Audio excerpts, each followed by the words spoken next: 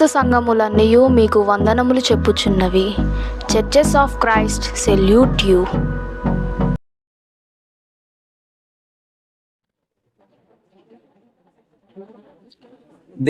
దేవుని మహాకృపను బట్టి దేవుడు సురక్షితంగా ఈ గ్రామానికి, ఈ దూగుట్ట గ్రామంలో ఉన్న లేదా ఈ ప్రాంతంలో ఉన్న సంఘానికి మమ్మల్ని సురక్షితంగా నడిపించిన దేవునికి మొదటిగా కృతజ్ఞతాస్తుతులు చెల్లిస్తున్నాను. అలాగనే అది వాక్యం వినటానికి సిద్ధంగా ఉన్న మీ అందరికీ కూడా ప్రభు అయిన యేసుక్రీస్తు పేరిట హృదయపూర్వక వందనాలు తెలియజేస్తున్నాను. అందరికీ వందనాలు. Thank you. నేను పాఠం చెప్పేటప్పుడు ప్రశ్న నేనే చెప్తాను, జవాబు నేను చెప్తాను. ప్రశ్న నేనే వేస్తాను, జవాబు నేనే చెప్తాను. మీరు అప్పుడప్పుడు అవుననో కాదనో బుర్రోపటం కాకుండా నోటి మాటతో చెప్పండి. చాలామంది ఏం చేస్తారు, ఎట్ట ఊపుతూ ఉంటారు. ఎట్ట కాకుండా నోటితో చెప్పండి, అప్పుడు మీరు విన్నట్టు. ఓకేనా? నోటితో చెప్తారు కదా, రైట్. ఈరోజు అంశం ఏంటంటే సావు గురించే.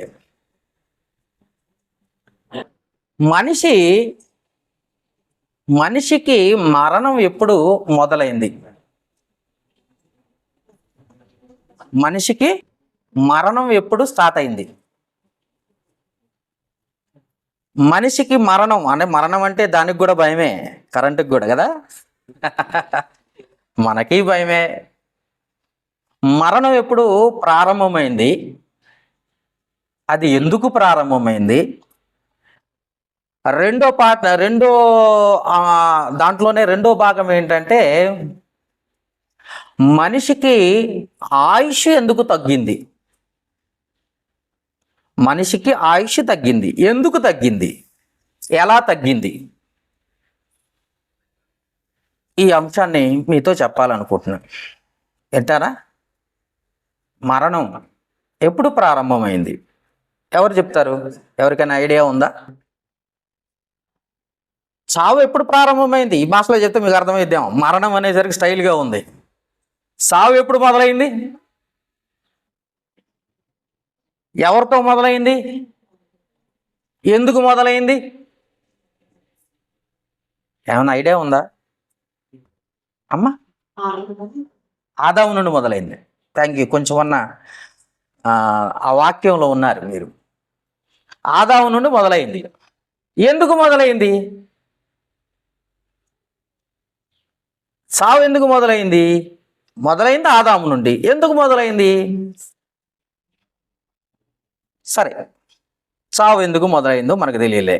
రెండో భాగం ఏంటంటే ఆయుష్ ఎందుకు తగ్గింది? కుక్కకి ఆయుష్ తగ్గిందా? కాకికి ఆయుష్ తగ్గిందా? పిట్టలకు ఆయుష్ తగ్గిందా? పోనీ పిల్లికి ఆయుష్ తగ్గింది. మీ దగ్గర పిల్లులు ఉన్నాయేమో ఇంట్లో? ఉన్నాయా ఇంట్లో? కుక్కలు ఉన్నాయా? కుక్కలు ఉన్నాయి, పిల్లులు ఉన్నాయి, గేదెలు ఉన్నాయిగా. గేదెలు చూడలేదు మీరు? వచ్చేదారులు మాకు అడ్డంగా ఉన్నాయి. గేదెలు ఉన్నాయి. పిల్లులకి, కుక్కలకి, భూమి మీద ఉన్న జంతువులకి ఆయుష్ తగ్గలేదు. ఒక చెట్టుకి, పుట్టకి, దేనికి ఆయుష్ తగ్గలేదు. మనం తినే చేపలకే ఆయుష్ తగ్గలేదు. దేనికి ఆయుష్ తగ్గలేదు. దేవుడిచ్చిన ఆయుష్ ప్రకారం అవి బతుకుతున్నాయి. మనిషికి ఆయుష్ తగ్గిపోయింది. తగ్గిద్దా లేదా? మనిషికి ఆయుష్ తగ్గింది. ఎందుకు తగ్గింది, ఎలా తగ్గిందో ఈరోజు తెలుసుకోవాలా. ఓకేనా? రైట్. మీరు అంతా సిద్ధం అనుకుంటున్నారు. ఆదికాండము 1వ అధ్యాయంలో దేవుడు 1వ అధ్యాయం 26వ వచనం. ఆదికాండము 1వ అధ్యాయం 26వ వచనం దొరికిందా? ఎవరైనా చదివే వాళ్ళు ఉన్నారా? దేవుడు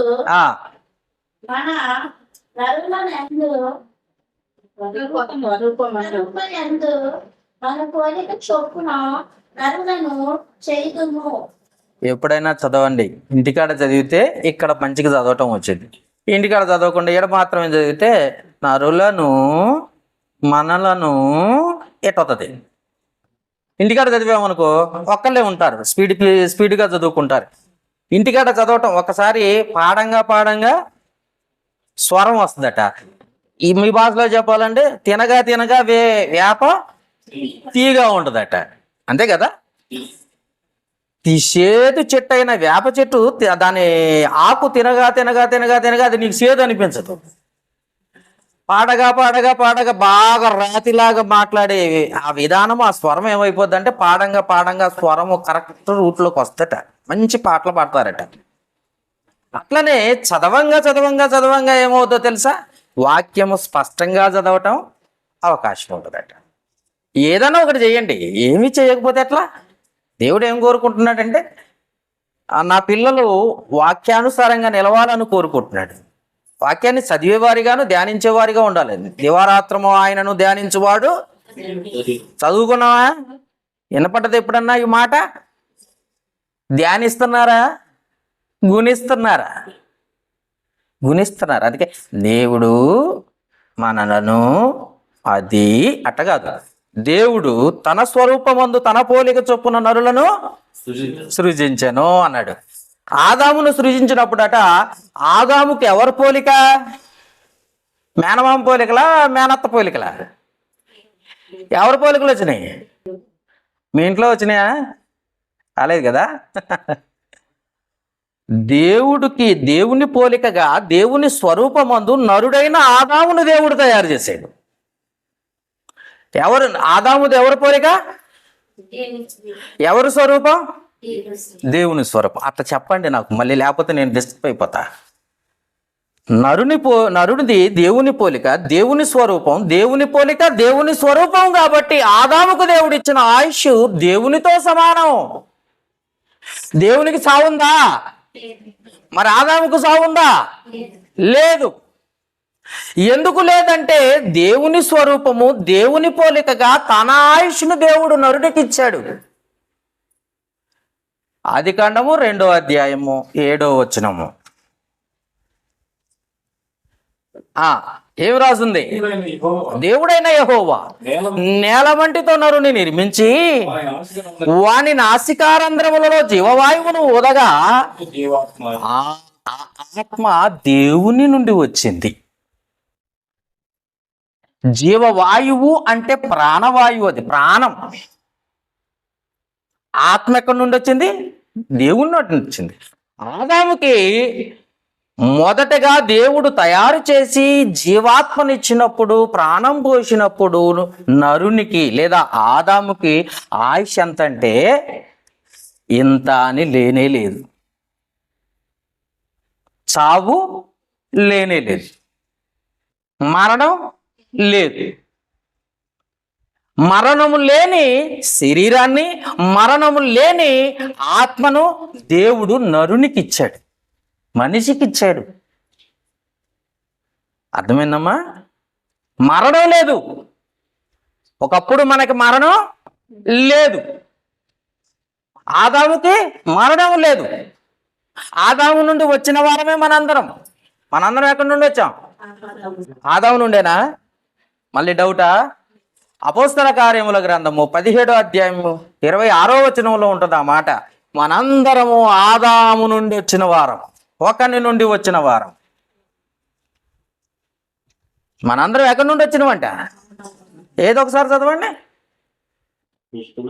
అపోస్తల కార్యముల గ్రంథము 17వ అధ్యాయం 26వ వచనం. దొరికిందా? యావత్ భూమి మీద కాపురం ఉండటకు దేవుడు ఒకని నుండి ప్రతి జాతి మనుషులను సృజించి అని రాసుంటుంది అక్కడ. ఒకని నుండి అంటే ఆదాము నుండి ప్రతి జాతి మనుషులు వచ్చారు. అందుట్లో అందరూ, అన్ని జాతులు ఎక్కడి నుండి వచ్చాయట? ఆదాము నుండి వచ్చాయి. ఆదాము ఎవరి పోలిక? ఎవరి స్వరూపం? మరి ఆదాముకు పుట్టిన వాళ్ళందరూ ఎవరి పోలిక? మీదెవరి పోలిక? దెయ్యం పోలిక. దేవుని పోలిక, దేవుని స్వరూపాన్ని ధరించుకున్నాం మనం కదా. ఎవరి పోలిక మంది? మా నాన్న పోలిక, మేనమామ పోలిక. ఎవరి పోలిక? దేవుని పోలిక, దేవుని స్వరూపం మంది. ఆదాముది దేవుని స్వరూపం, దేవుని పోలిక అయితే మంది కూడా అదే. మనం ఎక్కడి నుండి వచ్చాము? ఆదాము నుండి వచ్చిన వాళ్ళమే. మరి ఆదాము నుండి వచ్చిన మనం అయితే మరి మరణం ఏడ నుండి వచ్చింది అంటే, మరణం ఎందుకు వచ్చిందో బైబిల్లో చక్కగా రాసింది. చావు ఎందుకు వచ్చిందట మనిషికి? ఎందుకు వచ్చిందో ఒక్కసారి చదువుదాం. ఆదికాండము 2వ అధ్యాయము 17వ వచనములో, ఆదికాండము 2వ అధ్యాయం 17వ వచనములో, దేవుడు ఏదోను తోటలో అన్ని రకాల చెట్లు వేసి ఒక్క చెట్టు మాత్రం, నాయన అన్ని రకాల పండ్లు తిను, నువ్వు మాత్రం ఈ చెట్టు పండు మాత్రం తినొద్దు అన్నాడట. ఏది చదవండి ఒకసారి. తింటే ఏం జరుగుద్దో చూద్దాం ఒకసారి. అయితే మంచి చెడ్డల తెలివనిచ్చు, అయితే మంచి చెడ్డల తెలివినిచ్చు వృక్ష ఫలమును తినకూడదు నాయన, నీవు వాటిని తినుదినమున నిత్యముగా సచ్చెదవు అన్నాడు. అప్పటి వరకు సాగులేదు, గుర్తుపెట్టుకోండి. అప్పటి వరకు నువ్వు తింటే సాగు వస్తుంది, తినకపోతే మీకు అర్థమవుతుంది కదా భాష. తింటేనే చావు, తినకపోతే సావు లేదు. నానా జాగ్రత్త, నా కుమారుడా, నువ్వు తిను దినమున నిత్యముగా చచ్చేదవు. తింటే చచ్చిపోతావు, తినకపోతే చావు రాదు. తినొద్దు, అన్ని పండ్లు తిను, ఇది ఒక్కటి మాత్రం చెయ్యొద్దు. దీన్ని చేస్తే నీకు చావు తప్పదు అన్నాడు. మనకు బాగా ఏమంటారండి, ఏది చెయ్యొద్దన్నారో దాన్ని చేసి చూస్తారట మనుషులు కదా. అందరు కూడా అంతే. ఇది చెయ్యకూడదంటే అందుట్లో ఏముందో తెలుసుకోవడానికైనా చేయడానికి ప్రయత్నం చేస్తారు. అసలు ఏముందా? అప్పుడట నాయన తింటే చచ్చిపోతావు అని చెప్తే తండ్రి మాట వినాలి కదా. కుమారుడు ఎవరి మాట వినాలి? తండ్రి మాట, దేవుని మాట. తండ్రి మాట, తండ్రే దేవుడు. దేవుడు హెచ్చరించాడు, ఆజ్ఞించాడు, తప్పు అని చెప్పాడు, గద్దించాడు, తింటే చచ్చిపోతామని కూడా చెప్పాడు. ఈరోజు ఎవరైనా ఆగేవాళ్ళు ఉన్నారా? నాయన తాగొద్దు అంటే ఆగేవాళ్ళు ఉన్నారా? సిగరెట్ పెట్టె మీద కూడా తాగొద్దు అని రాసి ఉంటుంది, తెలుసా మీకు? తాగితే చచ్చిపోతారని రాసి ఉంటుంది. ఆ తాగకుండా ఉండేవాళ్ళు ఉన్నారా? పొద్దున్నే ప్రతిదానికంట వాస్తులు చూస్తారట, కానీ ఇంటికి 4 మూలల వాస్తులు చూసే వాళ్ళు ఉంటారు. మీకు తెలుసో లేదు, బయట చూస్తే మీకు అర్థమవుతుంది. కానీ ఏ మూలన కట్టినా, ఏ వాస్తు లేకుండా కట్టినా బార్ షాప్కు మాత్రం ఫుల్ జనాలు ఉంటారు. ఉంటారా ఉండరండి? రోడ్డు మీద పోతా ఉంటా బార్ షాప్ కనపడుతుంది, ఎప్పుడు చూసినా జనాలే కనపడతా ఉంటారు. రాత్రి 10 అయినా జనాలు అక్కడే కనపడతారు. ఇదేమి వ్యాపారం రా నాయన అనిపిస్తూ ఉంటుంది చూస్తే. దానికి వాస్తులు ఉండవు, ఏడ వరకు ఆడే కడతారు. అటు ఎక్కడ పడితే అక్కడే కడతారు, కానీ జనం మాత్రం ఫుల్గా ఉంటారు. దేవుడు కూడా అదే చెప్పాడు, ఇది తాగితే చచ్చిపోతావురా అంటే నేను తాగి చూస్తాను అంటాడు ఒకడు. ఇది వద్దురా నాయన అంటే అదే చేస్తానంటాడు ఒకడు. చేస్తే ఏంటి, నా ఇష్టం అంటాడు. ఇది తప్పు అంటే నా ఇష్టం అంటాడు. ఎందుకంటే నీ ఆరోగ్యం పాడైద్ది అని దేవుడు చెప్పినా వినకపోవటం నీ తప్ప, దేవుడు తప్ప? ఎవరు తప్పు? ఒక ఆమె అంటది నా దగ్గరకు వచ్చి, మా ఆయన ఫుల్లు తాగుపోతండి, రోజు తాగొస్తాడు. ఆయన తాగుడు మానేసేట్టుగా ప్రార్థన చేయండి, దేవుడు మానిపించేటట్టుగా అన్నది. వింటున్నారా? వినపడుతుందన్నమాట. ఒక ఆమె అన్నది, మా ఆయన ఫుల్లు తాగుబోతుంది, దేవునికి ప్రార్థన చేయండి, దేవుడట ఆ తాగుబోతుడిని మానిపించాలట. దేవుడు ఏమైనా దగ్గరకు వచ్చి తాగిచ్చాడా? లేకపోతే ఇద్దరు షేర్ అని కొట్టుకొని తాగారా? ఎవరు తాగమన్నారు నిన్ను? అది తప్ప నీకు తెలుసు కదా. తాగితే లివర్లు పాడైపోతాయని తెలుసు కదా, కిడ్నీలు పాడైతాయని తెలియదా? నీకు తెలుసు, కానీ నువ్వు అలవాటు చేసుకుంది ఎవరు? దేవుడా? నువ్వు అలవాటు చేసుకొని నీ ప్రాణం మీదకు నువ్వు తెచ్చుకొని నువ్వు చచ్చిపోయే స్థితిలోకి వచ్చేసరికి దేవుని గుర్తు చేసుకోమని, దేవుని ప్రార్థన చేయమని కోరుకుంటే దేవుడు ఎందుకు విడిపిస్తాడమ్మా? ఎవరు అలవాటు చేసుకున్నారో వాళ్ళే మానేయాల. అంతే కదా.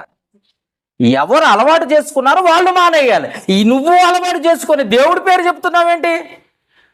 దేవుడు ముందే చెప్పాడు, ఈ పండు తిను దినమున నిత్యముగా నీవు చస్తావురా నాయన అన్నాడు. అన్నాడా లేదా?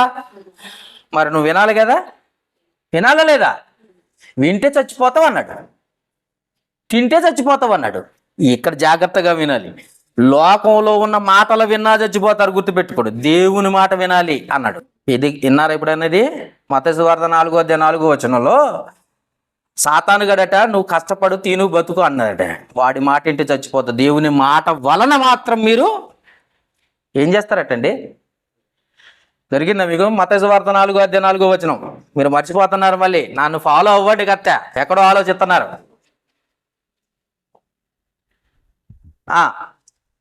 తింటే చచ్చిపోతారా, వింటే చచ్చిపోతారా? అదే చెప్తున్నాను, వినండి, చదవండి. మత్తయి సువార్త 4:4 మనుష్యుడు అక్కడ రొట్టె, మనకేంటి? అన్నం. అన్నమేనా? బాగా అన్నం తిన్నామనుకో అది అరగదు. ఎక్కువ తినుకుంటూ కూర్చున్నాం అనుకో రేపు పొద్దున్న షుగర్ వచ్చింది. షుగర్ తెలుసా మీకు? డయాబెటీస్ అంటారు ఇంగ్లీష్లో. షుగర్ వ్యాధి వచ్చింది. ఆ తర్వాత మొత్తం రొట్టెలే తినాలి, అన్నం ముట్టుకుంటే చచ్చిపోతారు. అందుకే ఏమంటున్నాడు, మనుషుడు రొట్టె వల్ల మాత్రం కాదు కానీ తింటే చచ్చిపోతావు కాదు కానీ, తింటే చచ్చిపోతావు దాని గురించి కాదు కానీ వింటేనే బ్రతుకుతావు అన్నాడు. అక్కడ తిను దినమున నిత్యముగా చచ్చిదావు అన్నాడు. ఇక్కడ రొట్టె కాదు ముఖ్యం. ఏది ముఖ్యం? మాట ముఖ్యం. దేవుని మాట ముఖ్యం. మాటనా? మాట ముఖ్యం అన్నాడు. ఇప్పుడు దేవుని నోట నుండి వచ్చిన మాట తింటే చచ్చిపోతావు అన్నాడు, వింటే బ్రతుకుతావు అన్నాడు. దేవుని మాట నోట నుండి వచ్చు ప్రతి మాట వల్ల మాత్రం నువ్వు వింటే బ్రతుకుతావు అన్నాడు. బ్రతికే మాటలు వినకోకుండా ఈరోజు ఎంతమంది చర్చికి రాలేదో నాకైతే తెలియదు. చాలామంది రాలేదు కదా. చాలామంది రారండి. మంచి మాటలు చెప్పే కాడకి రారు. లోక సంబంధమైన వాటి కోసం అయితే పరుగులు ఎత్తుతూ ఉంటారు. ఆదాము కూడా అంతే. ఆదాము దగ్గరకు వచ్చిందంట ఫస్ట్ ఎవరు? సాతాను. దేవుడు అట్టే చెబుతాడు, నువ్వు భలేగున్నావు తిను అన్నదట.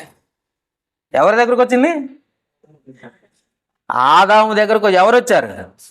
సాతాను గాడు వచ్చాడు. వాళ్ళు అట్టే చెబుతారు. పాస్టర్లు అట్టే చెబుతారు. మనం చేసేది ఏం చేయాలా? చేసుకుంటూ పోవాలా, అంతే కదా. మనం చేసేది చెయ్యాలా. పాస్టర్లు అట్టే చెప్తారు. అన్నీ వింటారా ఏంటి? అన్నీ వింటే ఎట్లా? మనం చేయాల్సినవి చాలా ఉన్నాయి అన్నావు అనుకో దెబ్బ నీకే తగులుద్ది. ఎందుకో తెలుసా? మంచే చెప్తారు, చెడు మాత్రం చెప్పరు. అప్పుడు చూడండి ఒకసారి తిమోతికి రాసిన మొదటి పత్రిక. తిమోతికి రాసిన మొదటి పత్రిక. మీరు చాలా స్పీడ్గా ఉన్నారనుకుంటున్నా, మరి చాలా నీరసంగా కనపడుతున్నారు. తిమోతికి రాసిన మొదటి పత్రిక 2వ అధ్యాయము 13 నుండి చదువుకుందాం. 13, 14 తిమోతికి రాసిన 2వ పత్రిక, మొదటి పత్రిక 2వ అధ్యాయం. మొదటి పత్రిక 2వ అధ్యాయం 13, 14 చదువుకుందామా? ఎవరికి దొరికితే వాళ్ళు ముందు చదవండి. మొదట ఆదామును తర్వాత అవ్వను దేవుడు నిర్మింపబడి కారా? మీకు తెలియదా? చదువుకోలేదా అన్నాడు. సరే ఓకే, ఆదాముని ముందు తయారు చేశాడంటే దేవుడు, తర్వాత ఎవరిని? అవ్వని. ఆ తర్వాత ఏం జరిగిందో చదవండి. 14 మరియు ఆదాము మోసపరచబడలేదు గాని అన్నాడు. మొదట సాతాను ఎవరి దగ్గరకు వచ్చింది? ఏది? మళ్ళీ ఒకసారి చదివి నాకు చెప్పండి. మొదట ఆదాము తరువాత హవ్వ నిర్మింపబడింది కారా? 14 నాకు కావాల్సింది. మొదటి వచ్చిన 14 మరియు ఆదాము మోసపరచబడలేదు కానీ అన్నాడు. అంటే అర్థం ఏంటి? మొట్టమొదటి ఎవరి దగ్గరికి పోయింది? ఏం రాసిందో, మీరు ఏం ఆలోచిస్తున్నారో, బుర్రలు ఎక్కడ పెడుతున్నారో ఆలోచించండి. బైబిల్ మీద పెట్టండి. మొదట ఆదాము మోసపరచబడలేదు కానీ, అంటే అర్థం ఏంటి? మొదట ఎక్కడికి పోయిందని అర్థమవుతుందా? మొదట సాతానుగాడు ఎవరి దగ్గరికి పోయాడు? ఆదాము దగ్గరికి పోయాడు. ఆదాము దగ్గరికి చెప్పాల్సిన మాటలన్నీ చెప్పాడు. ఆదాము మాత్రం మాటకు లోబడలా. నువ్వు అట్టే చెబుతావు, మా నాన్న మాట వినాలి. ఎవరి మాట వినాలి మేము? మా నాన్న మాట వినాలి, నా తండ్రి అయిన దేవుని మాట వినాలి, నా దేవుని మాట వినాలి. నువ్వెన్ని చెప్పినా నేనైనా అన్నాడు. అన్నప్పుడు ఏం జరిగిందో తెలుసా? ఆదాము మోసపరచబడలేదు కానీ అవ్వ స్త్రీ మోసపరచబడి అపరాధంలో పడిపోయింది. ముందు ఎవరు పడ్డారు? ముందు ఆదాము దగ్గరికి వెళ్తే లొంగలేదు, లోబడలేదు. ఆదాము లోబడలేదు. తర్వాత ఎవరి దగ్గరికి వెళ్ళింది? సాతానుగాడు అవ్వ దగ్గరికి వెళ్ళాడు. అవ్వ దగ్గరికి వెళ్ళేసరికి అవ్వ బలహీనమైన, స్త్రీలు బలహీనమైన ఘటము గనుక వెంటనే లోబడిపోయింది. లోబడ్డది ఆమె దినాలి, మెదలకుండా ఉండాలి. అంతే కదండి. ఎవరికి ఇచ్చారు పండు? సాతానుగాడు ఎవరు చెప్పాడు? అవ్వగా చెప్పాడు. అవ్వ ఏం చేయాలి? సరే నువ్వు లోబడ్డావు, లోబడ్డ నువ్వు తిని మౌనంగా ఉండాలి కదా. నువ్వు మౌనంగా ఉండకపోగా ఏం చేసిందో చూడండి ఒకసారి. ఆదికాండం 3వ అధ్యాయం,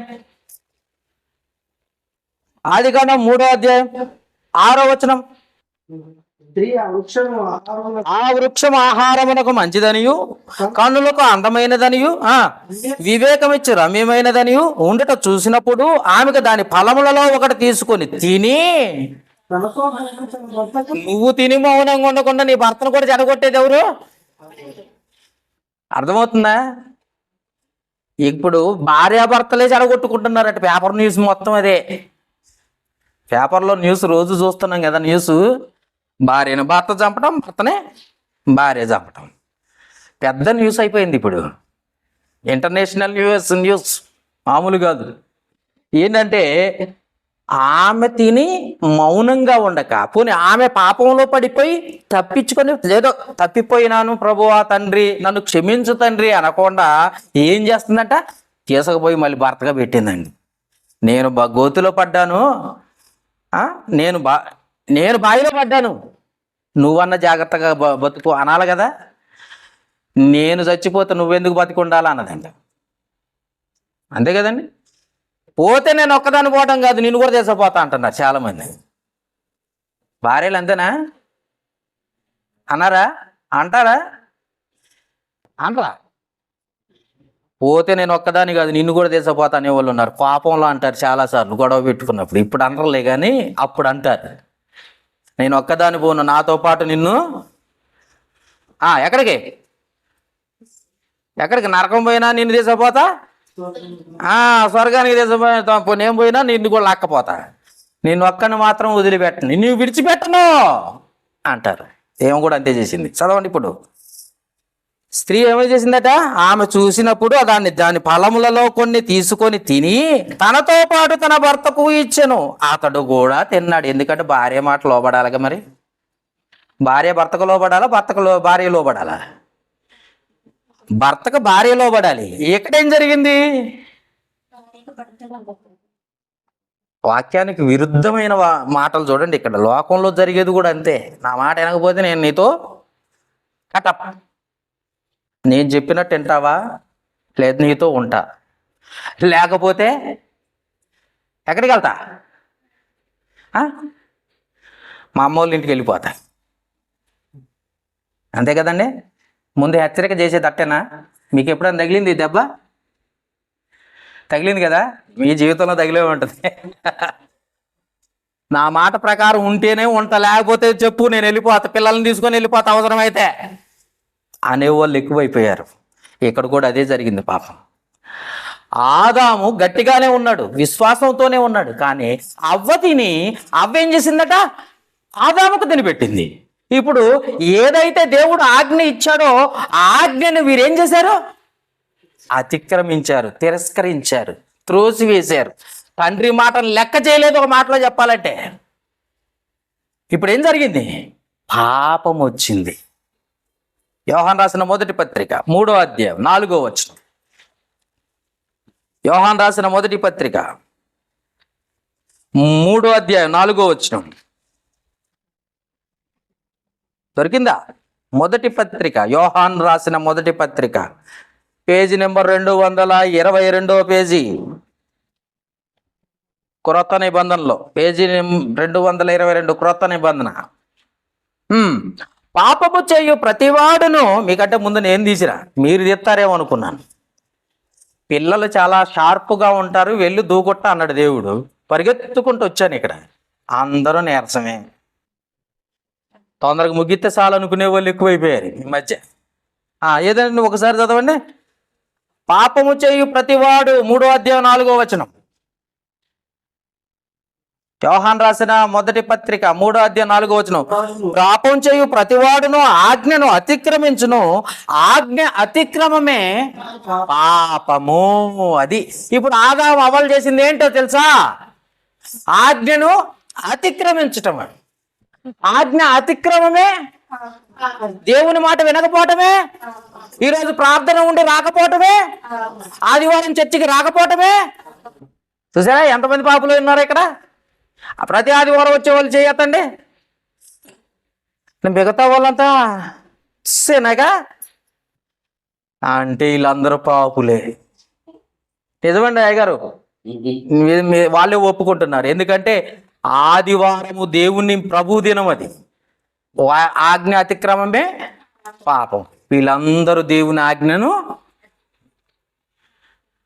ఇప్పుడు పాపం వల్ల వచ్చే జీతం ఏంటి? రోమీయులకు రాసిన పత్రిక 6వ అధ్యాయం 23వ వచనం. ఆజ్ఞ అతిక్రమమే పాపమైతే పాపం వల్ల వచ్చే జీతం ఏంటో? ఏలయనగా పాపం వలన వచ్చు జీతము మరణము, అయితే దేవుని కృపావరము మన ప్రభువైన యేసుక్రీస్తునందు నిత్య జీవము అని రాస్తుంది. అయితే ఆదాము చేసిన దానికి కారణం ఏంటో తెలుసా? పాపం వచ్చింది. పాపం వల్ల వచ్చే జీతం. ఇప్పుడు ఆదాము తినొద్దన్న పండు తినటం వల్ల ఏం జరిగిందో తెలుసా? ఆజ్ఞను అతిక్రమించారు. ఆజ్ఞ అతిక్రమమే అది పాపమై కూర్చుంది. పాపం వల్ల వచ్చే జీతం ఏమైందో తెలుసా? మరణం. ఇప్పుడు మీకు అర్థమైందా? పాపం ఎక్కడి నుండి వచ్చిందో, మరణం ఎక్కడి నుండి, సావు మన భాషలో సావు ఎక్కడి నుండి వచ్చిందట?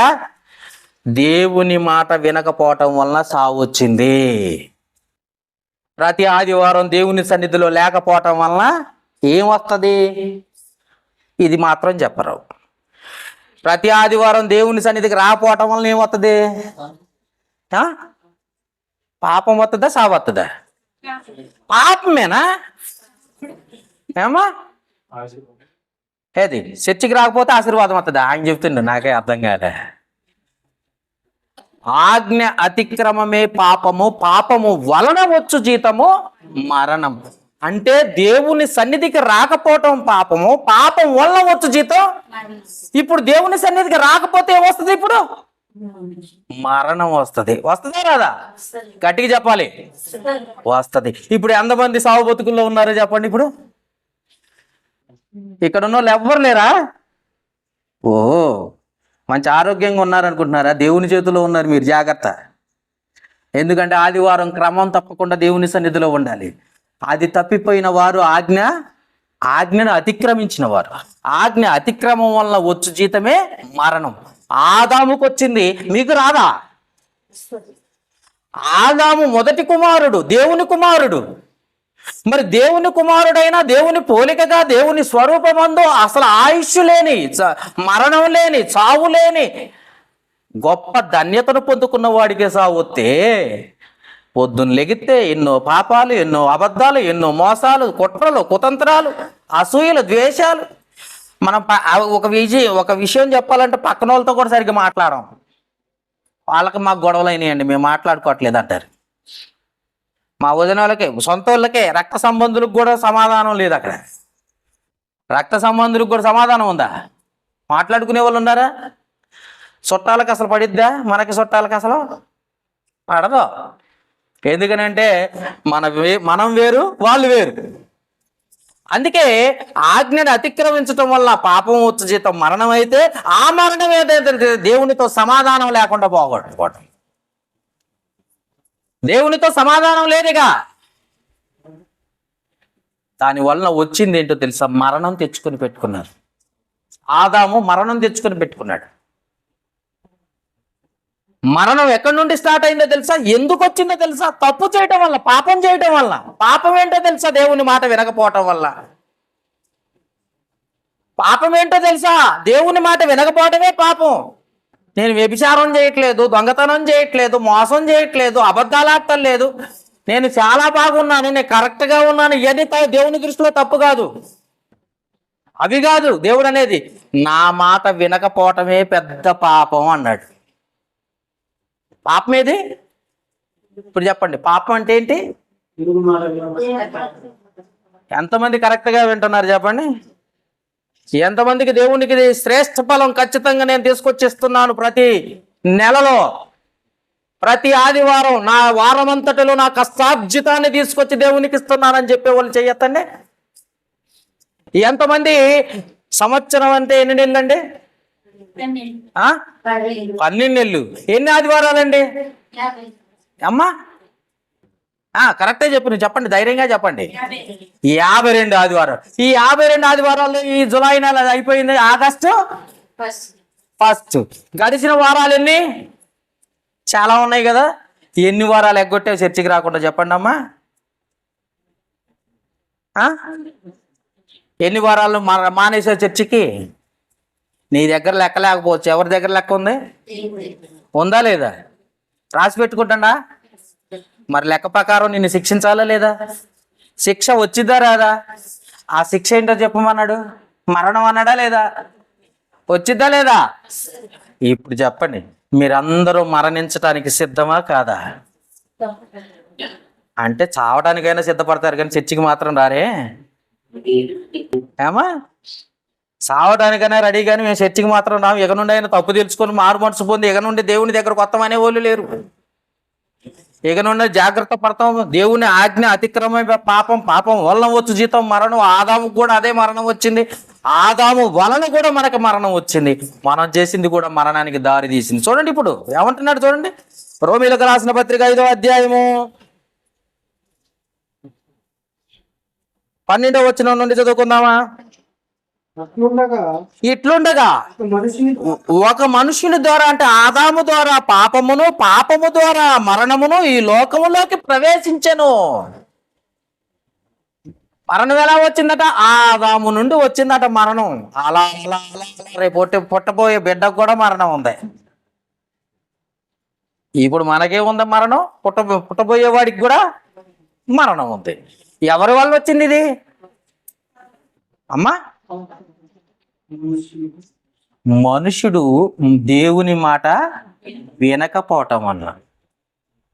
ఏదైతే తినొద్దని చెప్పాడో అది తినటం వలన నీకు చావు వస్తుంది నాయన అని చెప్పాడు. నిశ్చయముగా నువ్వు చచ్చేదవు అన్నాడు. సావైనా సత్తగాని నేను మాత్రం తినటం మాత్రం మానను. ఏది పెట్టినా తింటా, ఎంత పోసినా తాగుతా. మనుషుల పద్ధతి ఏంటి? ఒక ఆయన అంటాడు, ఫ్రీగా వస్తే ఏదైనా చేస్తానండి నేను, డబ్బులు అయితే రూపాయి పెట్టను. ఎంత పిచ్చినారో తెలిసి అతను. ఎవరైనా పెడితేనంట తింటాడట, ఎంతైనా తాగితే తాగుతాడట. కానీ దేవుని కోసం మాత్రం ఇవ్వడట. అతని ఆ లోకంలో ఉన్న వారికి సహాయం చేయడానికి కూడా ముందుకు రాడట. వాడి దగ్గర నుండి ఒక రూపాయి తీయడట. ఎవరైనా పెడితే మాత్రం ముందు ఉంటాడట. అర్థమవుతుందా? అలాంటి పిసినారోళ్ళు కూడా దేవుని దృష్టిలో ఉన్నారు, గుర్తుపెట్టుకోండి. అందుకే మరణం ఒకని నుండి వచ్చిందట. ఎందుకు వచ్చిందంటే దేవుని మాట వినకపోవటం వలన వచ్చింది. దేవుని సన్నిధికి రాకపోవటం వల్ల వచ్చింది.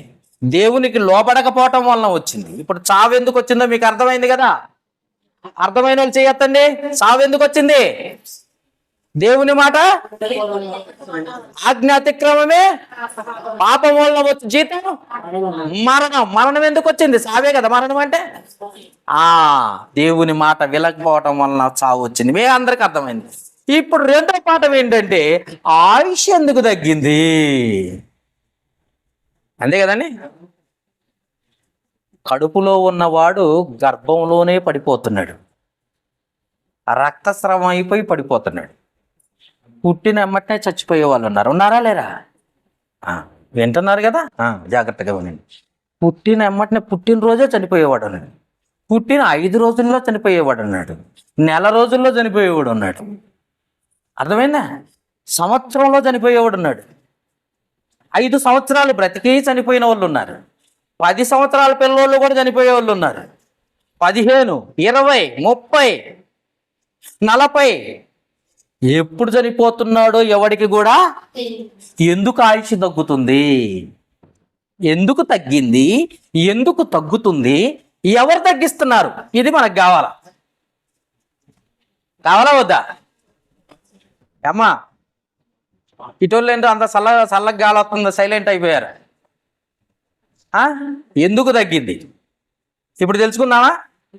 తెలుసుకుందాం. రైట్, ఇప్పుడు చూద్దాం. ఆదికాండము 1వ అధ్యాయం 26వ వచనం మళ్ళీ ఒక్కసారి మనం చదువుదాం. దేవుడు మన స్వరూపమందు మన పోలిక చొప్పున నరులను చేయుదము అనగానే దేవుడు ఆదాముకి చావు లేని ఆయుష్ ఇచ్చాడు. అంతవరకు చావే తెలియదు. తింటేనే చావు వస్తుంది, తినకపోతే చావు రాదు. చావు లేని ఆయుష్ దేవుడు నరునికి ఇచ్చాడు, ఆదాముకి ఇచ్చాడు. ఆదాము ఎంతకాలం బ్రతుకుతున్నాయన అంటే నాకు టైమింగ్స్ లేవు అన్నాడు. ఎంతకాలమే బ్రతుకుతానని గ్యారంటీ లేదు. నా జీవిత కాలం అంతా బ్రతికే ఉంటాను. ఎందుకంటే అగ్ని ఆరదు, పురుగు. ఆ పురుగు ఏంటి? పురుగాడి నుండి వచ్చింది. ఆ పురుగు నువ్వే, దేవుడి నుండి వచ్చిన ఆత్మది. దానికి చావు లేదు. ఇందాక చెప్పాం కదా, 2వ అధ్యాయం 7వ వచనం ఆదికాండంలో, వాని నాసికారంధ్రములలో జీవవాయువు ఓదగా నరుడు జీవాత్మ ఆయను. ఆత్మ ఎక్కడి నుండి వచ్చింది? దేవుని నోట నుండి వచ్చింది. దేవుని నోట నుండి వచ్చిన ఆత్మ వలన నరుడికి చావు లేదు. నరుడికి ఎప్పుడు చావు వచ్చిందో తెలుసా? పాపం చేయటం వల్ల. పాపం ఏం చేశాడు? తినొద్దన్న పండు తిన్నాడు, దేవుని మాట వినకపోవటం వల్ల. మీకు అర్థమైంది కదా? అంటే ఆదాము పండు తిన్న తర్వాత వచ్చినది ఏంటో తెలుసా? శాపం. అప్పుడు మరణం వచ్చింది. మరణం వచ్చిన తర్వాత ఆయుష్ తగ్గిపోయిందంట. ఎంత తగ్గిందో తెలుసా? ఎంత తగ్గించాడో తెలుసా దేవుడు? ఏమైనా ఐడియా ఉందా? బైబిల్ చదువుకుంటున్నారా ఎప్పుడైనా? నరుని ఆయుష్ ఎందుకు తగ్గింది? ఎంత తగ్గింది? ఫస్ట్ పాపం చేసినప్పుడు ఎంత తగ్గింది? ఎంత తగ్గుంటది అమ్మా? ఎంతమ్మా చెప్పు, గట్టిగా చెప్పాం, తప్పేం లేదు. మనం ఇది క్లాస్ వినటానికి వచ్చాం. మనం ఎంత తగ్గిందంట? దేవుడు చేసి దేవుడు తన హస్తాలతో నిర్మించి తన పోలిక చొప్పున తన స్వరూపమందు ఆదామును తయారు చేసి సావే లేని జీవాత్మను ఇస్తే, దేవుడు ఇచ్చిన దాన్ని కాపాడుకోలేక పాపం చేసి పడగొట్టుకొని ఆయుష్ను తగ్గించుకున్నవాడు ఎవరో తెలుసా? ఆదాము. ఎంత ఆయుష్ ఇచ్చాడంటే 1000 సంవత్సరాల ఆయుష్ ఇచ్చేసాడట. ఇక మిగతాదంతా నీకు లేదుగా. నీకెంత? 1000 ఏండ్లు. 1000 ఏండ్ల ఆయుష్ నీకుగా. 1000 సంవత్సరాలే బ్రతుకుతావు. రెఫరెన్స్ ఇదిగోండి, చదువుకోండి. ఆదికాండము 5వ అధ్యాయము 27వ వచనం. ఎన్ని సంవత్సరాలు బ్రతికాడో చూడండి ఒక ఆయన. మెతుషెల ఎన్ని సంవత్సరాలు బ్రతికాడో చూడండి ఒకసారి. ఆదికాండము 5వ అధ్యాయం 27వ వచనం. మెతుషెల దినములన్నీ 969 ఏండ్లు, 969 సంవత్సరాలు. అంటే దాదాపు ఆదాము పాపం చేసిన తర్వాత దేవుడు ఇచ్చిన ఆయుష్, తగ్గించిన ఆయుష్ ఎన్ని సంవత్సరాలంటే 1000 సంవత్సరాల వరకు ఉంది. ఇక నువ్వు బ్రతకటానికి, ఆ తర్వాత బ్రతకటానికి ఇక నీకు అవకాశం లేదు. కేవలము నరునికి ఇచ్చిన ఆయుష్ 1000 సంవత్సరాలే. అంతకుముందు ఆయుష్ చావే లేని ఆయుష్.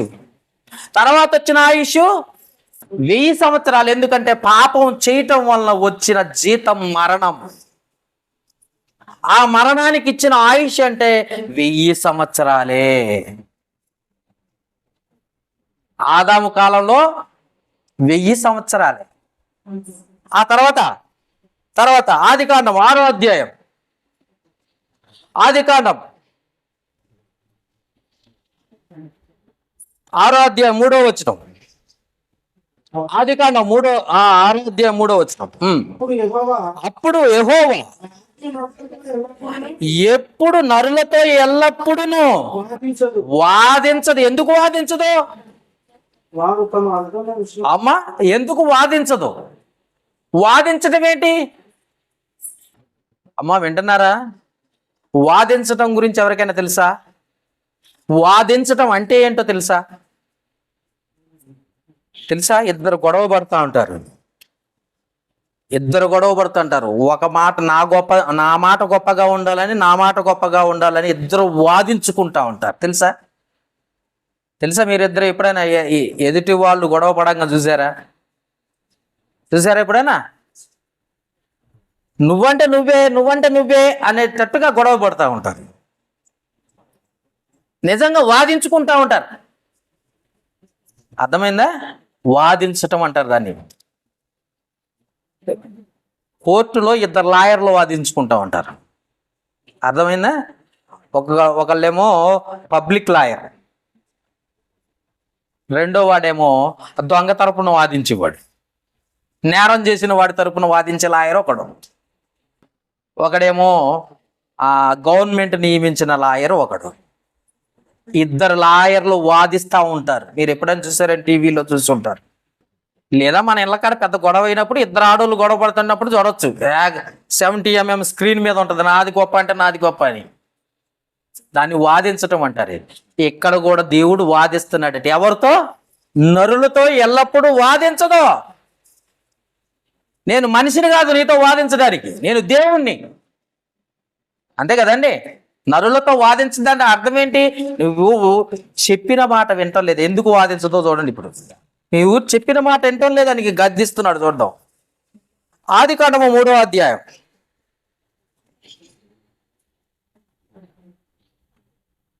తీసారా? 8వ వచనం. వాదించటం జరుగుతుంది ఇక్కడ. చూడండి ఒకసారి. 3వ అధ్యాయం 8వ వచనం. చల్లబోటును ఆదాము అతని భార్య తోటలో సంచరించుచున్న దేవుడైన యెహోవా స్వరం విని దేవుడైన యెహోవా ఎదుటికి రాకుండా తోట చెట్ల మధ్యన దాక్కునగా దేవుడైన యెహోవా ఆదాముని పిలిచి నువ్వు ఎక్కడున్నావని. అందుకతడు నేను తోటన నీ స్వరము విన్నప్పుడు దిగంబరిగా నుంటిని గనుక భయపడి దాగుకొంటిని అనెను. అందుకు ఆయన ఏమంటున్నాడు? దేవుడు నీవు దిగంబరు అని నీకు తెలియజెప్పిన వాడెవడు అంటున్నాడు. నీవు తినకూడదన్నా, నువ్వు తినొద్దని చెప్పిన ఆ పండు నేను తినేసిన. నువ్వు చెప్పిన మాట వినకుండా నేనేం చేసిన? అందుకే ఏమంటున్నాడు చూడండి. తినకూడదని నేను నీకు ఆజ్ఞాపించిన వృక్ష ఫలమును తింటివా అని అడిగాను. అందుకు ఆదాము నాతో నుండుటకు నీవిచ్చినావే ఏమంటున్నాడట ఇక్కడ. ఎవరండి? తప్పు చేస్తే తప్పైంది తండ్రి ఒప్పుకోవాలా లేదా? అమ్మ వినాలి. చల్లగా ఉందా? తప్పు చేస్తే ఏం చేయాలి? ఒప్పుకొని విడిచిపెట్టాలి. ఒప్పుకొని నాది తప్పయింది తండ్రి నన్ను క్షమించు అని ఒప్పుకోవాలి. ఒప్పుకోకుండా వీడు ఏం చేస్తున్నాడు తెలుసా? పక్కన వాళ్ళ మీదకి నేడుతుంటాం. మనం కూడా అంతే చేస్తాం కదా. అప్పుడప్పుడు ఏదైనా మనం తప్పు చేసినా పక్కన వాళ్ళు చేశారు అందుకే నేను కూడా చేసిన అంటారు. ముందు వాళ్ళకి చెప్పండి. నాకు చెప్పే ముందు ఎవరికి చెప్పాలట? నా పక్కన ఉన్న వాళ్ళకి చెప్పండి అంటారు. ఇక్కడ కూడా ఆదాం ఏం చేస్తున్నాడు తెలుసా? తప్పయింది, తినొద్దన్న పండు తిన్నాను, తండ్రి నన్ను క్షమించు, నేను శిక్షకు అర్హుణ్ణి, నేను పాత్రుణ్ణి, నన్ను క్షమించు, నన్ను రక్షించు అని అడగకుండా నువ్వు నాకు ఇచ్చావే. ఏమిచ్చాడట? ఎందుకు ఇచ్చాడండి? ఎందుకు ఇచ్చాడు చూడండి ఒకసారి. 18వ వచనం 2వ అధ్యాయం. నువ్వు ఒంటరిగా ఉంటే చూడలేక నువ్వు బాధపడతావేమోనని, నువ్వు ఒంటరిగా ఉంటే మంచిది కాదని ఇద్దరుంటే జతగా ఉంటారని, వాళ్ళ దగ్గర నుండి గర్భఫలం వచ్చిద్దని దేవుడు ఆశీర్వదించి ఇస్తే ఏం చేస్తున్నాడు చూడండి. 18వ వచనం, 2వ అధ్యాయం, ఆదికాండం 2వ అధ్యాయం 18వ వచనం. మరియు దేవుడైన యెహోవా నరుడు ఒంటరిగా ఉండటం మంచిది కాదని వానికి సాటి అయిన సహాయమును వాని కొరకు చేయొద్దును అనుకుంటుని ఆదాముకి అవ్వనిచ్చాడట. ఎందుకు ఇచ్చాడు? సాటి అయిన సహాయంగా ఉండటం కొరకు. సాటి అయిన సహాయంగా ఉండటం కొరకు, సహాయంగా ఉండటం కొరకు ఇస్తే అవదేసుకొచ్చి పండించింది, తిన్నాడు. దేవుడు వచ్చి అడిగాడు, అరే ఎవరు చేశారా ఈ తప్పు? నేను కాదండి, పక్కనోడు చేశాడు. పక్కనోడు కూడా అంటలేదు, నువ్వు నాకు ఇచ్చినవు కదా అందుకే ఆమె చేసింది, ఆమెను అడుగు అంటాడు. ఏమంటున్నాడు ఇప్పుడు చదవండి. దొరికిందా మీకు? 3వ అధ్యాయం 12వ వచనము. అందుకు ఆదాము, నాతో నుండుటకు నీవు ఇచ్చిన ఈ స్త్రీయే ఆ వృక్ష ఫలంలో కొన్ని నాకు ఇచ్చిన ఈగా నేను తింటున్నా. నేను ఈ అమ్మాయే ఇచ్చింది, ఈ అవ్వే ఇచ్చింది నాకు. అసలు నేను తినేవాడిని కాదు, నేను పర్ఫెక్ట్గా ఉన్నా. ఈ అమ్మాయి అయితే తిన్నా. ఏమండి? ఏం చెప్తే ఏం చెప్పినా ఏంటవా? భార్య చెప్తే దూకమంటే దూకేత్తవా? ఇట్లా చేసేవాళ్ళు కూడా ఉన్నారు లోకంలో. భార్య తిట్టిందని వాడు ఎవడో ఊరేసుకుని వచ్చిపోయింది. మొన్న న్యూస్ ఎప్పుడన్నా విన్నారా? సూర్యాపేట జిల్లాలో భార్య తిట్టిందంట. భార్య తిట్టితే వెంటనే బాధ అనిపించేసిందంటే వాడేమో ప్యాన్ ఊరేసుకొని చచ్చిపోయాడు పాపం. భార్య తిడితేనే. భార్యని తిట్టేవాళ్ళు లేరు ఇక్కడ. వీళ్ళు వాళ్ళని తిట్టుకుంటున్నారు, వాళ్ళు వీళ్ళని తిట్టుకుంటున్నారు. మళ్ళీ ఇద్దరు రాజీ పడుతున్నారు, సమాధాన పడుతున్నారు. సమాధాన పడేవారు ధన్యులు. అంతే కదా? అంతే కదా? ఇక్కడ సమాధాన పడకూడదు, సూసైడ్ చేసుకుంటు భార్య తిట్టిందని. ఇక్కడ కూడా అంతే. నువ్వు నాకు ఇచ్చావే, ఆ అమ్మాయి ఇచ్చింది, అది అవ్వి ఇచ్చింది నాకు, ఆ అమ్మాయిని అడుగుపో అన్నాడు. వాళ్ళు ఏం అడిగాడు చూడండి. తర్వాత చదవండి 13వ వచనం. దేవుడైన యెహోవా స్త్రీతో నువ్వు చేసినది ఏమిటని అడగా ఆ స్త్రీ, సర్పము నన్ను మోసపుచ్చిందని. ఆమెనా తప్పు అయిందని ఒప్పుకుంటుందా?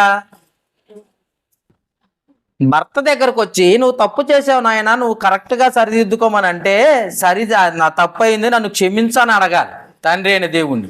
అది అడక్కపోగా భార్య మీదగా నెట్టాడు. భార్య మీదగా నెడితే భార్య ఏం చేసిందట? సర్పం మీదగా నెట్టిందంట. చూడండి, తప్పని ఒప్పుకుంటున్నారా ఎవరైనా? చర్చికి వచ్చే వాళ్ళు మేము ప్రతిరోజు చేసేది పాపమే, తండ్రి నన్ను క్షమించు అన్న ఒప్పుకునే వాళ్ళు ఎవరైనా ఉన్నారా? ప్రతి ఆదివారం చర్చికి ఎందుకు వస్తారు చెప్పండి? ఆశీర్వాదాల కోసమా? తప్పులు చేసి ఒప్పుకోవటం కోసమా? అమ్మా,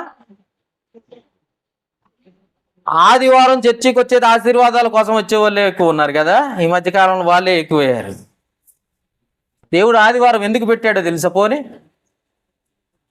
ఆదివారం ఎందుకు పెట్టుంటాడు అమ్మా? వారం అంతటిలో నువ్వు చేసిన ప్రతి అపరాధము దేవుని సన్నిధికి వచ్చి ఒప్పుకొని విడిచిపెట్టాలి. ఎందుకు పెట్టాడు? ఒప్పుకొని విడిచిపెట్టి పరిశుద్ధుడిగా మారి ఇక్కడ తండ్రి అయిన దేవుణ్ణి ఆరాధించడానికి, దేవుణ్ణి మహిమపరచడానికి దేవుడు నియమించిందే ఆదివారం. ఆశీర్వాదాలు ఎందుకు వస్తాయో తెలుసా? నీ ఫలాలు ఫలించటం వల్ల, నీ పవిత్రమైన ప్రవర్తన ద్వారా, నీ మాటల వలన, నీ క్రియల వలన ఫలాలు ఫలిస్తావు. ఫలించినప్పుడు ఆశీర్వాదాలు వస్తాయి. ఇక్కడ వచ్చి కూర్చోవటం వల్ల ఆశీర్వాదాలు వస్తాయి అంటున్నారా ఏంది పాస్టర్ గారు? అమ్మా, ఇక్కడికి వచ్చి కూర్చోవాల్సింది ఎప్పుడు? ఆదివారం నాడు. ఎందుకట? అపరాధములను ఒప్పుకొనుట కొరకు. వారం అంతట్లో చేయట్లేదు మీరు పాపాలు, అబద్ధాలు అట్లా ఆడతలేదా? అబద్ధాలు ఆడతాను, మోసాలు చేస్తాను, తిడతాను, కొడతాను, బూతులు మాట్లాడతాను, అన్ని రకాలు చేస్తాను. ఇవన్నీ పాపాలని మూట కట్టుకుని ఒక శనివారానికి ఆదివారానికి వచ్చేసరికి ఎన్ని అయితేనే తెలుసా? పెద్ద మొయ్యలేని మూట వేసుకొని వస్తాను నువ్వు, నీకు తెలియకుండానే పాపాలు. ఆ పాపాలని ఇక్కడ ఏం చేయాలట? విడిచిపెట్టాలి. ఒప్పుకొని విడిచిపెట్టడానికి వచ్చావు ఇక్కడికి. అది దేవుడిచ్చిన ఆజ్ఞ. అది తండ్రి అయిన దేవుడిచ్చిన ఆజ్ఞ అది వదిలిపెట్టేసి ఏడేదో ఆశీర్వాదాలు వస్తాయి అందుకే వచ్చి కూర్చున్నాను అన్నాడంటే, యెషయా గ్రంథంలో 1వ అధ్యాయం 12వ వచనంలో ఏమన్నాడు తెలుసా? దేవుడు ఏదో ఒకసారి అది టిక్కు పెట్టుకోండి, మళ్ళీ గుర్తు కొత్తదో రాదు. మళ్ళీ యెషయా గ్రంథము 1వ అధ్యాయము 12వ వచనం బాగా గుర్తుపెట్టుకొని పెన్నుంటే రాసుకోండి దాని మీద. ఎందుకంటే అది బాగా మన క్రైస్తవులైన ప్రతి వారికి గుర్తుండిపోయే మాట, దేవుడు చెప్పిన మాట, నా మాట కాదు. యెషయా గ్రంథం 1వ అధ్యాయం 12వ వచనం. యెషయా గ్రంథము 1వ అధ్యాయం 12వ వచనం. నా సన్నిధిని కనబడవలనని నా సన్నిధిని కనపడవలనని నీవు వచ్చుచున్నావే, నా ఆవరణములను నా ఆవరణములను త్రొక్కుటకు ఆ మిమ్మును రమ్మన్నవాడు ఎవడు? ఎవరన్నారు తెలిసి ఈ మాట? ఏమన్నా రమ్మన్నాడు ఎవడు? నేను రమ్మన్నాడు ఎవడో? ఎవరన్నారు ఈ మాట? చదివారండి, దొరికింది మీకు వాక్యం? దొరికిందమ్మా? అట్లనే ఉందా? పాలన్స్ మాస్టర్ గారు చెప్పారా? పాలన్స్ మాస్టర్ గారు చెప్పట్లేదు అన్నావు, నేనైతే దొంగను కాదు, దేవుడు చెప్పిండు ఆ మాట. దేవుడు సత్యవంతుడు, ఉన్నది ఉన్నట్టుగా మాట్లాడతాడు. నా సన్నిధిని కనపట్టానికి వస్తున్నావే తప్ప నీ హృదయం ఎప్పుడన్నా ఇచ్చావా? నాకు ఎప్పుడన్నా మారు మనసు పొందావా? నోటితో ఒప్పుకున్నావా? నీ పాపాలు వారమంతా చేసుకుంటూ పోతున్నావు, ఆశీర్వాదాలకు వస్తున్నావు. ఇక్కడికి వచ్చి నువ్వు చేయాల్సింది ఏంటో తెలుసా? పవిత్రంగా పరిశుద్ధంగా బ్రతికితే అప్పుడు ఆశీర్వాదాలు వస్తాయి. నీ బ్రతికే లోకంలో తిరుగుతున్నావు, పాపాలు చేస్తున్నావు, పాపులతో ఉంటున్నావు, అన్య జనాంగంతో, నాస్తికులతో, విగ్రహారాధికులతో, అనేకులతో సహవాసం చేస్తున్నావు. నువ్వు వాళ్ళతో మాట్లాడుతున్నావు, వాళ్ళ విందుల్లో పాల్గొంటున్నావు, అన్నిట్లో పాల్గొంటున్నావు, అందరితో సమానంగా ఉంటున్నావు. నువ్వు వాళ్ళు చేసే క్రియలన్నీ చేస్తున్నావు. మళ్ళీ ఆదివారం వస్తే చర్చికి వస్తున్నావు, ఆశీర్వాదాలు కావాలంటున్నావు. నువ్వు ఒప్పుకున్నావు? అసలు ఒప్పుకుంటే కదా. ఒప్పుకొని విడిచిపెట్టావా ఎప్పుడన్నా? విడిచిపెట్టిన దాన్ని మళ్ళీ మాట్లాడుతున్నావు నువ్వు ఇంటికి పోగానే. నా సన్నిధిని కనపడవలనని మీరు వచ్చుచున్నారే కానీ అసలు నేను రమ్మన్నవాడేవడా? నా ఆవరణంలో తొక్కుటకు మిమ్మల్ని రమ్మన్నవాడేవడా? నీ క్రియలు మార్చిగావు, నువ్వు మనసు మార్చుకోలేదు, నీ క్రియలు మార్చుకోలేదు, నీ ప్రవర్తన మార్చుకోలేదు, నీ పద్ధతి మార్చుకోలేదు, మళ్ళీ చర్చికి వస్తున్నావు. నువ్వు నోటి మాటలు మార్చుకోలేదు, నీ బూతులు అట్టే ఉన్నాయి. అర్థమైందా? నీ పద్ధతులు ఏమీ మారలేదు. పైగా నేను దేవుని బిడ్డను అంటున్నావు, లెగిస్తే దేవుని బిడ్డను అంటున్నావు, నేను చర్చికి పోతాను అంటున్నావు. ఎక్కడండి మీ చర్చి? దూగొట్టండి. మీ అయ్యగారు ఎవరు? బాలరాజు గారండి అని చెప్పేస్తున్నావు. మారిన ఏమన్నా? నీ ప్రవర్తన ఏమన్నా మారిందా? అందుకే అంటున్నాడు, నా సన్నిధిని నువ్వు కనపడాలని వచ్చుచున్నావు కానీ నిన్ను రమ్మన్న వాడెవడు? నా ఆవరణములు త్రొక్కుటకు నిన్ను పిలిచిన వాడెవడు? అందుకే దేవుడు చెప్పాడట, తినొద్దన్న పండు తినొద్దు అని చెప్పినప్పుడు వినకపోగా ఆదాము తిని అవ్వ తిని అవ్వపోయి ఆదాముకిచ్చి ఆదాముకిస్తే దేవుడు అడిగితే ప్రశ్న, ఎక్కడున్నావయ్యా నువ్వు? పొదల దాటున దాక్కున్నాను. ఎందుకు దాక్కున్నావు? తినొద్దన్న పండు ఏమన్నా తిన్నావా? నువ్వు నాకు ఇచ్చావే ఆ స్త్రీయే. ఏంది నీకు మంచి కోరి ఇస్తే స్త్రీ చెడ్డదైపోయిందా? నీకు మంచి కోరి ఇచ్చాను నీకు. ఆ అమ్మాయి మాట ఎందుకు విన్నావు? ఆ స్త్రీ మాట ఎందుకు విన్నావు? ఏమ్మా ఎందుకు తిన్నావు? నువ్వు ఎందుకు తిన్నావు? సర్పము నన్ను మోసపరిచింది. పోనీ నేను తప్పు చేశాను అని ఒప్పుకోవాలా లేదా? ఒప్పుకోకుండా సర్పము నన్ను మోసం చేసింది. ఇప్పుడు చెప్పండి, ఒకళ్ళ మీద ఒకళ్ళకి నెట్టుకుంటూ దేవుణ్ణి బ్లైండ్ చేస్తున్నారు, బ్లేమ్ చేస్తున్నారు, లెక్క లేకుండా మాట్లాడుతున్నారు. అందుకే అంటున్నాడు, ఇప్పుడు చదవండి 6వ అధ్యాయం 3వ వచనం. ఆదికాండము 6వ అధ్యాయం 3వ వచనం. అప్పుడు యెహోవా నా ఆత్మ నరులతో ఎల్లప్పుడూ వాదించదు. ఎందుకు వాదించదో తెలుసా? నువ్వు తప్పు ఒప్పుకోకపోగా నీ పక్కన వాళ్ళ మీదగా నెడుతున్నావు. ఆ పక్కన వాళ్ళని అడిగితే ఇంకో పక్కన వాళ్ళ మీదగా చెప్తావు. నువ్వు తప్పు ఒప్పుకోవాలి కదా, పాపం చేసినప్పుడు పాపం ఒప్పుకోవాలి కదా. పాపం ఒప్పుకోకపోగా ఇంకొకళ్ళ మీదకి ఎందుకు నెడుతున్నావు నువ్వు? నేను వాదించమని చెప్పాను, నేను వాదించను నేను నీతో. నీ క్రియలు మారలేదు, నేను వాదించను, నువ్వు పాపంలోనే ఉండు అని చెప్పేసి ఏమన్నాడో ఇప్పుడు చదవండి. ఇప్పుడు చదవండి నాన్న, మీరందరూ కలిసి 6వ అధ్యాయము ఆదికాండము 3వ వచనము. అప్పుడు యెహోవా నా ఆత్మ నా ఆత్మ నరులతో వాదించదు. ఎల్లప్పుడూ వాదించదు. వారు తమ అక్రమ విషయంలో వారు తమ అక్రమ విషయములలో నరమాత్రులై ఉన్నారు. అయినను వారి దినములు ఎన్ని అమ్మా, ఎన్ని 1000 సంవత్సరాల ఆయుష్ నుండి ఎంత తగ్గించాడట దేవుడు? ఎన్ని? 120 సంవత్సరాల ఆయుష్ తగ్గిపోయింది. ఇప్పుడు ఏం చేయటం వలన? మనుషులు ఏం చేస్తున్నారని తగ్గింది? అక్రమ విషయములో, చూడండి జాగ్రత్తగా చూడండి, వారి తమ అక్రమ విషయములో నరమాతృలై ఉన్నారు. నేను చెప్పిన మాట వినటం లేదు గనుక,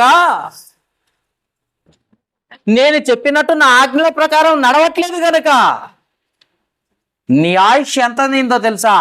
120 ఏండ్లాయను.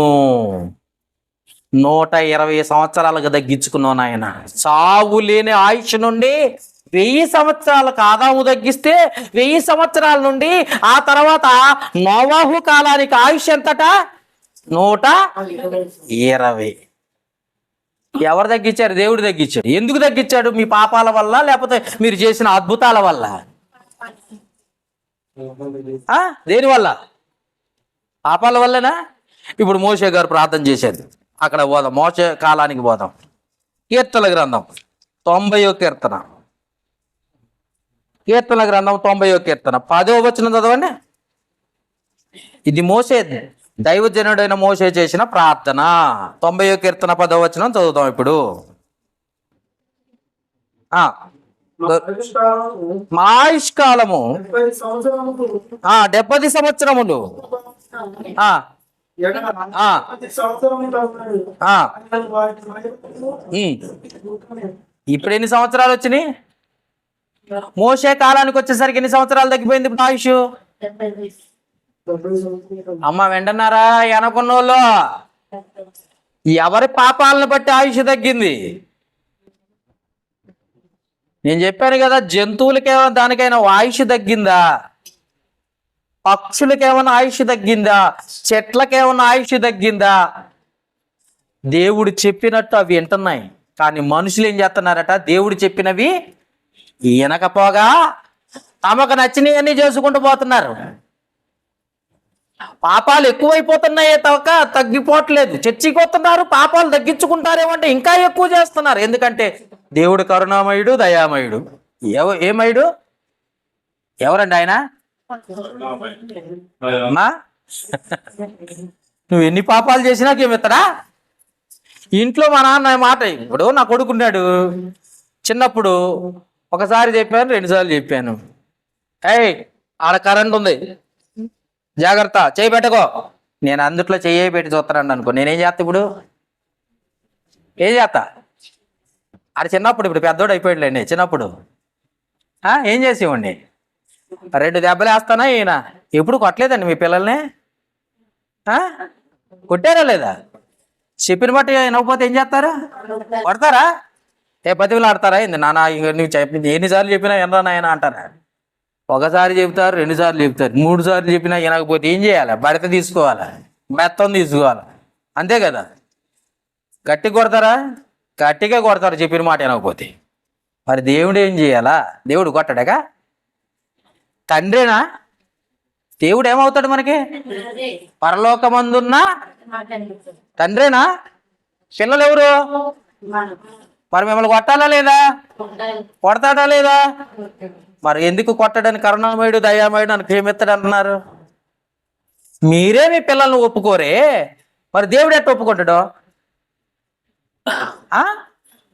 మట్టిలో కలిసిపోయి మనకే ఇంత కోపం వచ్చేసి పిల్లల్ని రైని కొడతావే, మరి నరకంలో పోయి నిన్ను ఎన్నిసార్లు కొట్టాలి, ఎన్నిసార్లు తిట్టాలి చెప్పండి?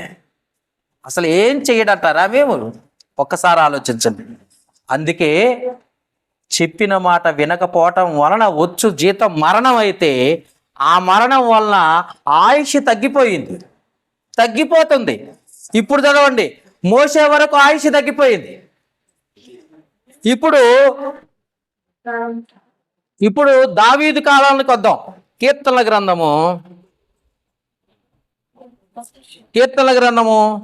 39వ అధ్యాయం.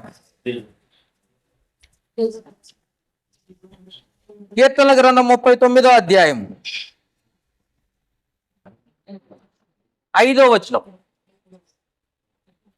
కీర్తనల గ్రంథము 39వ అధ్యాయం 5వ వచనం. ముగించేద్దాం, అయిపోయిందిలేండి. 39వ అధ్యాయం 5వ వచనం తీశారు, ఎవరైనా తీయగలరా?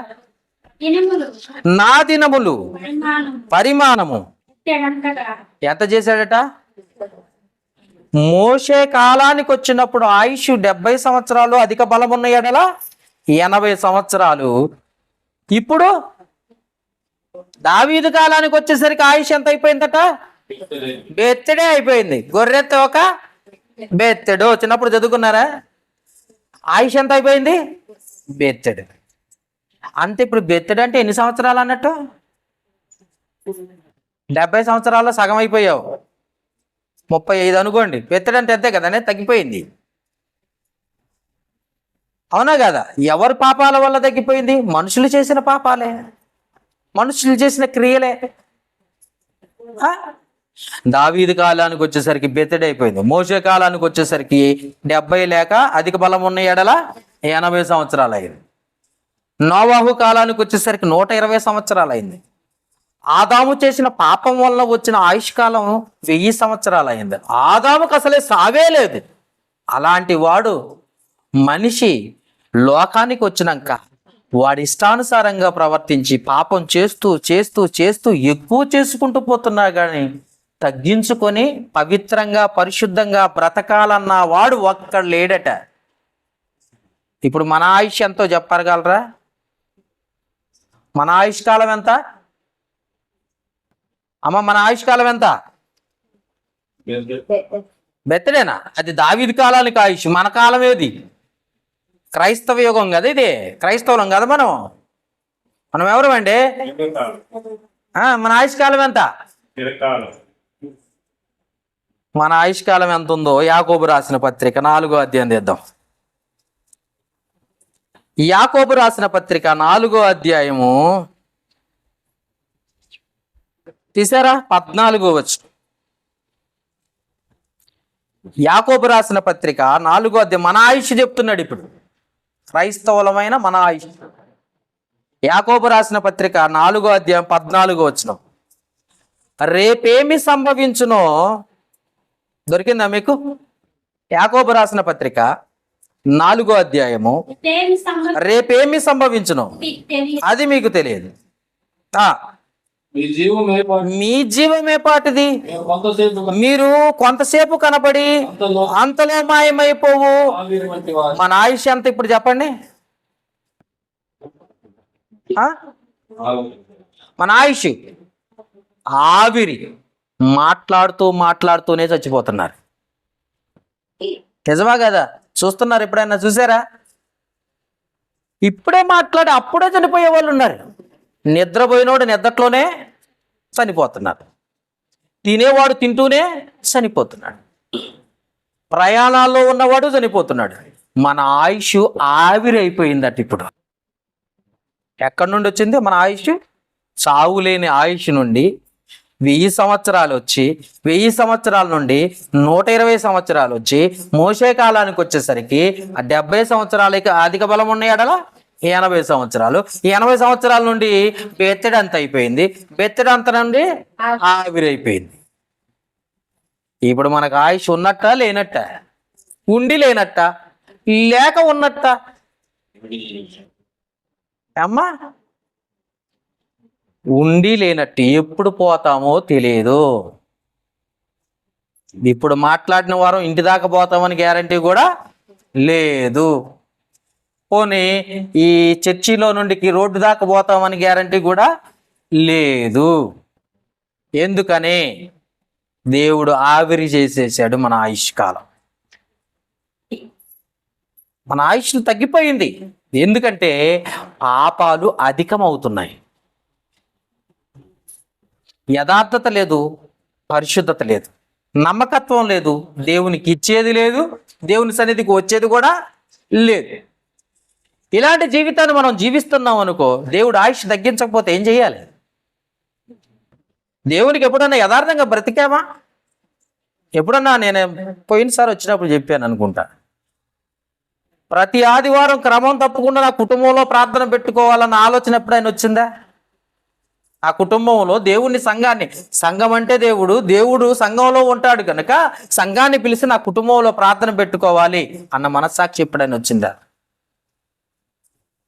సంఘాన్ని పిలిస్తే దేవుణ్ణి పిలిచినట్టే కదా. మరి దేవుణ్ణి పిలిచాడంటే నీకు సమాధానం వచ్చినట్టే కదా, సమాధానం వచ్చినట్టే కదా. పొట్టి చెక్క మేడి చెట్టు ఎక్కాడట ఎవరిని పిలవడానికి? నువ్వెప్పుడని పిలిచావు నీ కుటుంబంలోకి? ప్రార్థన ఎప్పుడని పెట్టుకున్నావు నువ్వు? మరి నువ్వు సమాధానం ఉందా నీ కుటుంబానికి? ఆయుష్ తగ్గకపోతే ఏం జరిగిద్ది? పెరిగిద్దా? వచ్చే సంవత్సరం దాకా గ్యారంటీ ఉన్న వాళ్ళు చేయొద్దండి. ఇప్పుడు చెప్తా. ఆమె ఎత్తిందయ్యో, వచ్చే సంవత్సరం మేము గ్యారంటీ అండి, ఇదే రోజుల్లో ఇదే రోజును ప్రార్థన పెట్టుకుందామండి. నేను ఉంటా అన్న వాళ్ళు ఎవరైనా ఉన్నారు? పోనీ పాస్టర్లకే దిక్కులేదు ఇక్కడ, మీకున్నది ఎవరికీ లేదు. ఎంతకాలం ఉంటామో గ్యారంటీ లేదు. ఉన్నంతకాలమే 4 రోజులు బ్రతికినా దేవుని కోసం ఖచ్చితంగా బ్రతికి చచ్చిపోవాలి. అది నిజమైన జీవితం. బ్రతికిన 4 రోజులైనా ఒక క్రైస్తవుడిగా దేవుని ఎదుట సమాధానకర్తగా, సమాధాన పడేవాడిగా, నిజాయితీగా, నమ్మకంగా, దేవునికి ఇచ్చేవారిగా, దేవుని సన్నిధికి వచ్చేవారిగా బ్రతకాలే తప్ప జులై నెల వరకు గడిచిపోయి ఆగస్టు వచ్చేసిందే, ఎన్ని ఆదివారాలు చర్చికి వచ్చినవంటే ఎప్పుడైనా సరిగ్గా చెప్పారా? అన్నీ ఎగ్గొట్టేశావు, నువ్వు అన్నీ మానేశావు. మరి నీకు పరలోకం ఇస్తాడా దేవుడు? ఆశీర్వదిస్తాడా? ఆయుష్ తగ్గకపోతే ఏం జరిగిద్ది? ఎందుకు ఎవరు తగ్గించారు? నువ్వు చేసిన పాపాల వల్లే తగ్గింది. నీ పాపాల వల్ల వచ్చు జీతమే మరణం.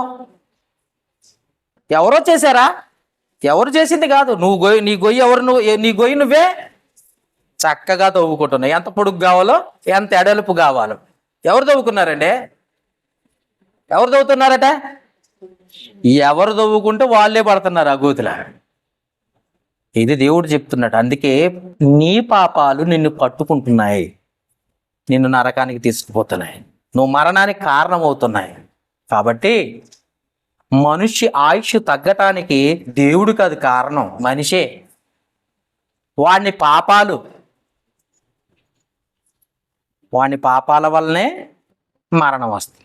చివరి మాట చదువుకుందాం. నేనైతే ముగించేశాను. చివరి మాట చదువుకుందాం. ప్రసంగి గ్రంథము 7వ అధ్యాయం 17వ వచనం. ప్రసంగి గ్రంథం 7వ అధ్యాయం 17వ వచనం చివరి మాట అది.